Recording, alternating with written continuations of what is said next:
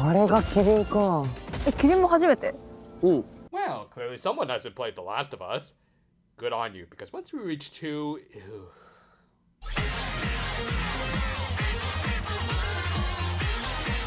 We opened this week with our series reaching the mainstream, though unfortunately it was mostly on CNN. But yeah, after a rather slow uptake all things considered, people were starting to pick up on the Grand Newt attacks. Albeit, there were still some detractors. Let's see what they're saying. Is this guy for real? This dude is just totally a grifter, and ooh, can't say that without getting cancelled.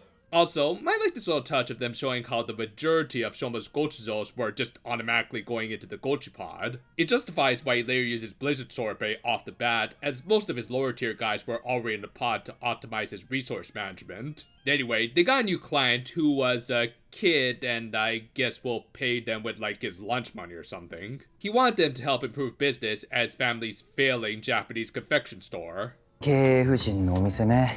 ちょうど最近そういう店の取材やってて。In this economy, you could probably interview everyone in the neighborhood for that. On a bit of a side note, in the opening, they did in fact remove Longo from his close-up sequence and replaced him with Boka. Obviously, it's meant to suggest that he's really gone, but again, I'm not believing for a second that's actually the case. I mean, at the very least, he didn't get snapped like Sita, so there's something left. And speaking of Boka, we cut over to his very white house in the Grand Newt world, where he got some more souvenirs from his daughter. Kudos to both his suit and voice actors for getting across the sense that he's thinking in his head, oh god, the stupid brat's giving me more of her stupid crap. Anyway, Naivo reported in about Longo's totally legit death, which of course didn't really faze Boka, who just said that they needed to find better ways of dealing with Shoma. However, Jeep didn't think so, as apparently that face he made last week was of fear and confusion, as his actual plans was that Shoma was supposed to lose, and then he could probably deal with an injured Longo. But instead, he got the exact opposite result, except Shoma was now stronger than ever. Which to that I say, what were you expecting, dude? I mean, as you've even personally experienced, Shoma has been able to adapt to any situation, and Longo wasn't going to get any stronger. Not a great plan. Anyway, the main and kind of literal takeaway from this was Naivo getting another Earth snack they could use for his experiments. Back with our main cast, they talked with the shop owner, who revealed that their head confectioner, her husband, had passed away from a traffic accident. Their current product didn't seem to see a significant drop in quality thanks to their current chef, Kenji, learning directly from him. However, their customers' loyalties did seem to go with the husband, who probably weren't open to change. Thus, they did need to start building a new and modern consumer basis. Which, yeah, as much as I am kind of against social media and all of the rot it's brought to society, I do think it is an important tool for creating clientele, especially when they're literally surrounded by competition. Thus, Sachika would of course end up putting them on Instagram, while Shoma had Lakia get the Sweets VTuber to make a video about them. He also got some very practical advice from that one candy shop owner about how they should have some sort of gimmick to their store, like how he had a whole cafe set up outside of his. Also, yeah, when are they gonna reveal that this guy is somehow related to Michiru or something? We all know it's coming. Anyway, speaking of dead moms, Hanto was still looking for his mother's killer. It's a bit of an interesting contrast, showing how Shoma has been steadily moving past his trauma, with Stomaching's downfall being pretty much inevitable at this point, even without his intervention, but Hanto was still hung up on his. Granted, neither of them were as bad as Jeep, who dreamt about his dead sister. Yeah, I sure figured these two were into the kinky stuff.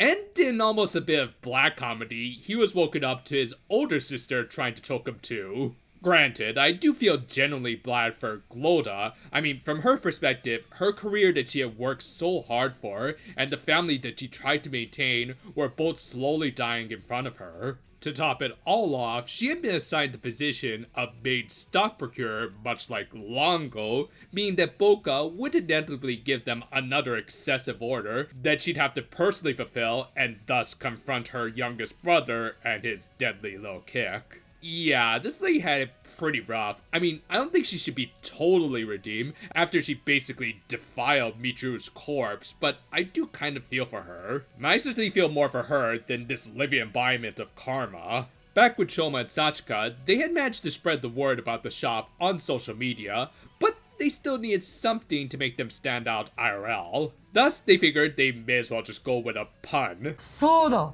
アニマルだよ Of course, they should collab with the current Sentai that's also animal themed and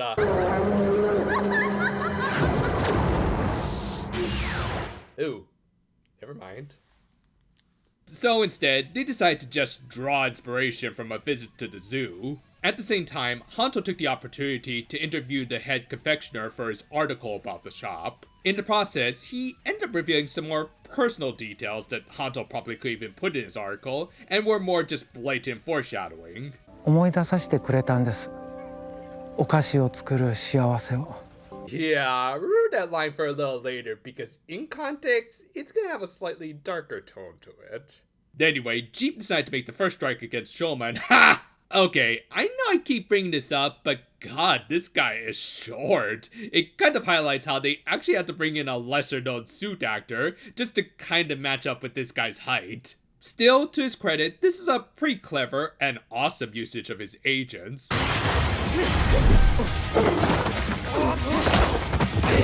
Ooh, nice, a flying armbar. Got any other wrestling moves for us?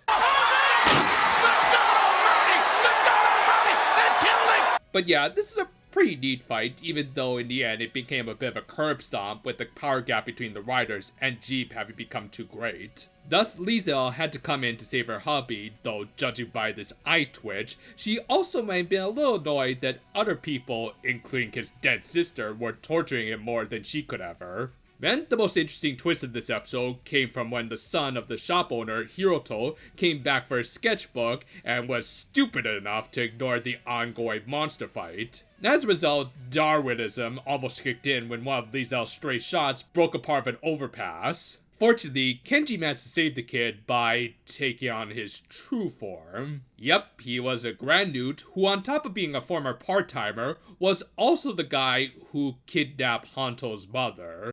What a twist! However, the episode just kind of abruptly ended as Kenji needed to get help for Hiroto's injuries, forcing even the vengeful Hanto to lower his weapon. This was a bit of an uneventful episode until the very end, but man, that was a good twist. Granted, it would have been nice if we had actually got to a little more build up to this wolf in sheep's clothing reveal, but I am interested in seeing where they take this. Moreover, the Stoma family drama is the kind of cheesy soap opera stuff I eat into. And yeah, I will say a plot point that I kind of wish they had explored a little more was the idea of Grand Newts going straight after getting addicted to the junk.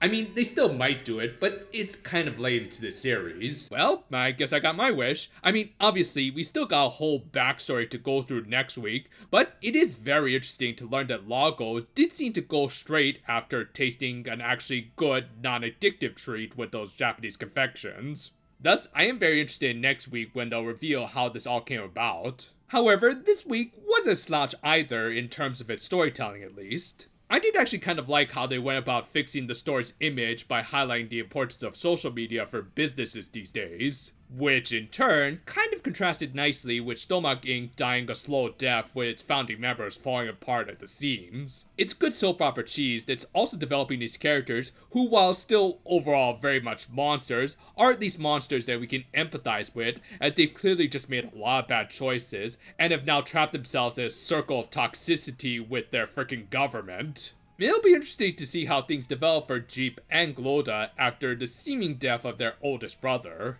And overall, this is a good setup for next week's major episode with Hanto, as well as the ongoing issues with the Stomachs. One thing's for sure, at least this wolf guy turned in his letter of resignation before his company went defunct in the worst ways possible. Thanks for watching, and if you want to try something different, I actually recommend the Storyaki stuff because it's actually pretty good. Oh, and you can maybe check out some of our other videos on the channel too. We've got something coming out almost every day, so chances are good that you'll at least find something decently interesting, maybe. Look forward to whatever comes next. Until then, though, for now, my friends, and, more notifications. Okay, let's see here. Looks mid, looks mid, looks mid.